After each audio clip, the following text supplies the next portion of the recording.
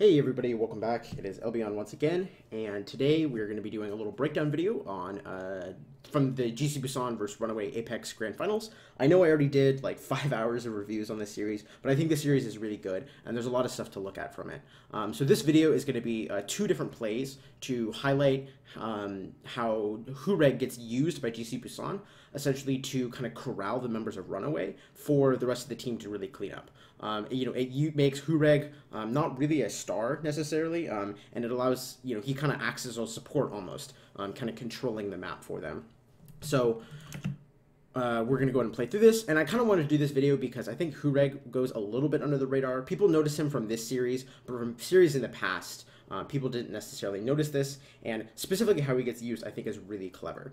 So we see GC Busan, despite the fact that they're playing dive, they're kind of approaching a little bit slower than you might expect. And once again, they kind of push forward. They're corralling members of RunAway, as you can see, and they kind of regroup up on that little high ground there. And from there, once the members of RunAway are in the position that they want, then they fully commit to the dive. And sure enough, they come in, Cox goes down, the Lucio quickly follows, and from there the fight's basically over. They have to clean up the members of RunAway, and here goes Janu, and Stitch is the last one to fall, but there, in about 50 seconds, GC Busan comes out and completely smashes the defense from RunAway on point A. So, that play was obviously pretty quick, so we will go back, and first, we'll actually go back a little bit further, and we'll examine some of the positions that RunAway are in. So, first of all, they are playing Cox on the Ana here. That's pretty normal for Temple of Inba's point A, because there are pretty good sightlines, as well as lots of little choke points here, this little door right here, that Biota grenades can go into and really disrupt the enemy team. And, of course, Bumper's Lucio and Janu's D.Va are protecting Cox. This is something that even above other teams that RunAway really does, is they really put a lot of emphasis on protecting Cox. He's a really good player, and the strategy generally works out for them, especially when he's on Zen. The dude's freaking lethal. But these are pretty standard positions, and so is Tizzy being up on this high ground. I might be wrong here, but I believe the first Winston I ever saw using it was Miro. He might not have figured out this position, but he was certainly one of the first people I've seen using it that I can remember at least. But basically, this lets the Winston, if GC Busan were to path, through this way straight under the bridge, through this room, or just going straight up the stairs here, it allows him to simply just drop onto their heads. He doesn't actually have to use his jetpack his jump jets or whatever to reach them. It also allows him to get up onto this high ground here. If the Widowmaker from Hooreg, and Widowmaker is pretty standard on point A Anubis attack, it allows the Winston get up and disrupt the Widowmaker and realistically quite often kill the Widowmaker. The other thing I want to point out though is that Stitch actually is up here, and Stitch from this position can very easily get to here, and then it is possible to make this jump from here over to this high ground as well. You have to kind of jump up and then use your blinks over, and I'm going to attempt it live. Let's see if I can do this. I'm going to attempt this at most, maybe 3 times, probably twice. But basically, you have to jump up, and at kind of the peak of your jump, when you're the highest up, then you start blinking forward. So you have to blink forward once, and you have to turn and blink twice, kind of over to the angle to get over there. So let's see. I did it off camera. We'll have to see if I can do it on camera, of course. That was close. I didn't do it quite at the peak of the jumps. Gotta wait for my blinks. Yeah, I think I'll just try it twice, but because it highlights my point, I was close there. Okay. Oh, darn it. Alright. Well, it is possible to make that jump. Anyways. But basically, the point being that there are 2 threats up here on the high ground that potentially Hooreg's Widowmaker is going to have to deal with. So, let's skip ahead a little bit now, and we see they come out, and Hooreg is on the low ground down here. A lot of Widowmakers use their grapple hook, not necessarily immediately, but pretty quickly to get up to the high ground because it gives a better view of the point. But instead, he's preferring to stay down here on the low ground. And what we see is that GC Busan sets him up first. First, they slowly approach, here we are. They're slowly approaching, and they are using Huyal's D.Va, and he is shooting up. And I believe in a second, we see Prophet also start shooting. Yeah. We see, sorry, wait, that's not Prophet. Where is it? Oh yeah, Prophet does shoot up. There we go. Here he is. Prophet's here, and he shoots up a little bit as well. And obviously they don't do that much damage to Tizzy at that kind of range. But basically what it does is it just forces Tizzy and Stitch off of these positions that they're in, right? Just that little bit of pressure is enough. And then once they are out of these positions where they could reach Hooreg from, we see that they, you know, keep harassing the members of RunAway. Cut back to... All right, here we go. So once they've kind of moved them off the high grounds, then Hooreg comes up to the high ground. But of course now Hawksall is potentially coming for him, but we see he got chunked. And let's see if I can actually go back and capture this kind of correctly. Notice right now Hawksall's health is full. All right, here we go.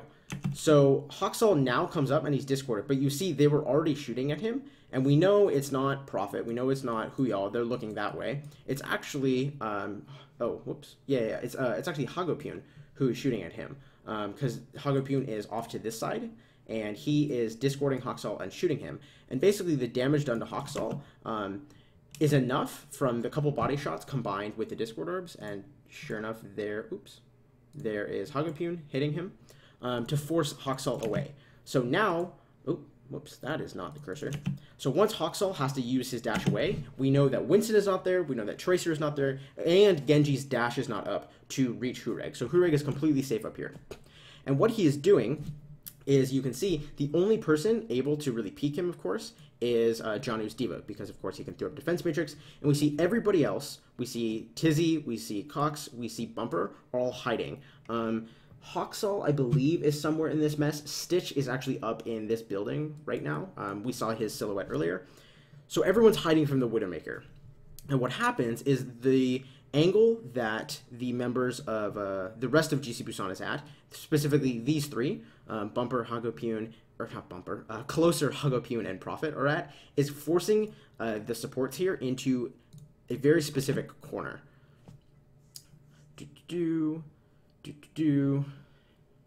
There we go. And they are forced into this corner, because this corner here gives them some cover from the members of GC Busan who are on the high ground shooting down at them, but specifically it hides them from the Widowmaker. And once they're all here, Prophet's able to throw damage at them, you know, so is Hagopune, and eventually once they get low and there's a Discord Orb on Cox, then GC Busan comes in for the dive. Jester comes in, you know, Jester comes in here. Huyal is following up with the Defense Matrix, of course, to help protect him. But the zap from Winston's Tesla Cannon plus Discord Orb means there is quite a lot of damage going into Cox, and Cox falls very quickly. And from there, they are able to then switch, I do believe, yes, they discord the Lucio, and they make sure they take out the healing. And from there, the fight realistically is a piece of cake. Hooreg obviously is hitting some shots here because he's at, you know, 100% ult charge now, but the only kill he actually gets is Stitch. And traditionally, we think of Widowmaker as, you know, she needs to be, you know, very accurate and hitting headshots to be very effective. But sometimes in a situation like this, where GC Busan played around it properly and, you know, ensured that Hooreg was safe in his high ground and played a little bit slower, they didn't immediately dive. Simply the threat of Widowmaker is enough to kind of force the enemy into a position that they don't want to be in. So that was an example of using Hooreg there on Widowmaker. But we'll actually go back to earlier on in the series. And I have it marked down at 58. Oh, nope, too far. 58. There we go. That should be good enough. So, yeah. So this was on Nepal Village. And Nepal Village, in case you don't know, is a very strong Pharah map. So sure enough, Hooreg is on Pharah, and Hagopune is on Mercy. Hawksall is on Genji, and Cox is on Zenyatta. That's basically the only disparities in these compositions.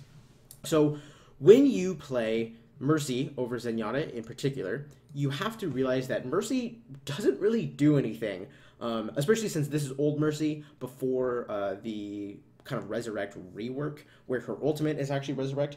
In the first engagement, Mercy doesn't do much. So we'll do a little bit of math. I know everyone loves math. And for example, Mercy at most, right, is healing for 50 health per second, right? Zenyatta, on the other hand, with Harmony Orb, is healing for 30 health per second. And because Mercy is going to be pocketing the Pharah here, let's assume that Hooreg hits a direct rocket every second, which is very unlikely because you very rarely hit direct rockets, because oftentimes you're hitting splash damage, as well as you don't hit every rocket because it's very difficult to hit every rocket. But even if he was hitting every rocket, the damage boost from Hagopune is contributing 36 damage per second, right? So we'll say healing is this row and damage is this row, right?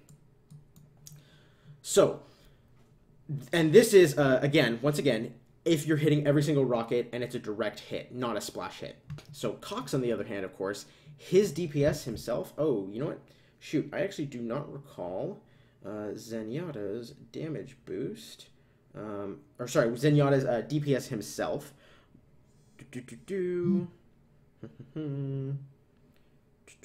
Let me see. I'm going to double check this before I make a fool out of myself. Okay, yeah. So one orb from Zenyatta, and he throws 2.5 per second, is already 46 damage, and that's not including a headshot. For some reason, I thought it was like 48 or something, but it's 46. So 46 damage per second himself, and this is assuming he's only hitting, you know, what was that? 1 out of every 2.5 shots, which a pro Zenyatta is more accurate than that. Plus, we can't forget he has Discord Orb, right? And Discord Orb is contributing a significant amount of damage as well because, you know, he'll throw it on Jester and it adds damage. So this number for Zenyatta is already, you know, higher than the damage for Mercy. His healing is a little bit lower, but we have to remember that Mercy chooses, you know, one or the other. She doesn't get to do both, but Zenyatta does both at the same time. So even just pure numbers from healing and damage comparatively, Zenyatta just does more than Mercy. So you have to do something with the Pharah. Pharah has to make herself more impactful than the Genji. And the way that you do that on Village in particular is because Pharah has the ability to control the little choke points so well. And RunAway, unfortunately, doesn't really play Soldier, and they're not playing a Pharah of their own. So this is a really good example of what the Pharah can do. So we can see, obviously, the Tracers here and Stitch is obviously here are the first ones out of the doors. You know, Stitch has used a lot of his blinks. He only has 1 up right now. So he's used a lot of his blinks. And I'm assuming that Prophet did as well because he's matching Stitch, essentially. But we see that the Pharah Mercy is up here in the sky. And they're farther ahead than their allies because we can't even see their silhouettes yet, like in this room. But Pharah is able to jump up and use her Concussive Blast or her rockets to accelerate herself very quickly and get up into the sky and get into position. Oops. I did not mean to take a screenshot. I meant to clear the screen. But to get into position early. So now, of course, Pharah is able to throw rockets down and, you know, kind of spam this choke point. So Janu is forced to look up and use Defense Matrix here. And what we see, as we'll play this clip forward, is RunAway is forced to come out, and immediately they have to back their supports up into this room. So we see Cox is right here, Bumper's right here, and Janu is about to follow them into this room. And the sheer pressure from the Pharah rockets and the threat of killing your supports has now forced all of them back into here. So what this means now is that Lucio is only healing these 2 players, right? Nobody else is in his healing range, and Cox's DPS is going to be significantly cut because he can only look through this little door, so he's not going to be able to, you know, contribute as much damage right now. So the advantage of Zenyatta over Mercy is being, you know, slowly nullified, and once they're all corralled into this room, once again, GC Busan shows their ability to kind of play this slow. They RunAway, you know, kind of in desperation, makes the dive forward themselves because they expect that diving forward like they did means that Cox has to turn his attention that way as well. So they were like, okay, now maybe we can have our players come out of this room and contribute to the fight. But Hawkstar goes down, and Hooreg does actually get killed by Cox because Cox is insane. But we see that the positional advantage that they gained was enough to they're able to get onto the point first, and RunAway kind of has to take the fight at a disadvantage. And they continue to do this with Hooreg over the course of not only this map with the Pharah. I don't think it's this one where he switches to Doomfist. I think it was a different point of Nepal. But throughout the whole series, GC Busan really uses Hooreg, whether it be on Soldier, Widowmaker, or Pharah, to kind of, you know, corral players of RunAway. And it's not just RunAway. They've done this before. But they really use Hooreg as a tool, almost, to put people in the positions they don't necessarily want to be in. And then it allows GC Busan's dive to really work effectively. So that was another little breakdown video. I hope you guys enjoyed it. I just realized actually that I didn't play the second clip through first. I should have. But let me know if you guys have any comments, if there's anything you think I should do maybe a little differently to better explain my points. But besides that, I hope you guys enjoyed. See ya.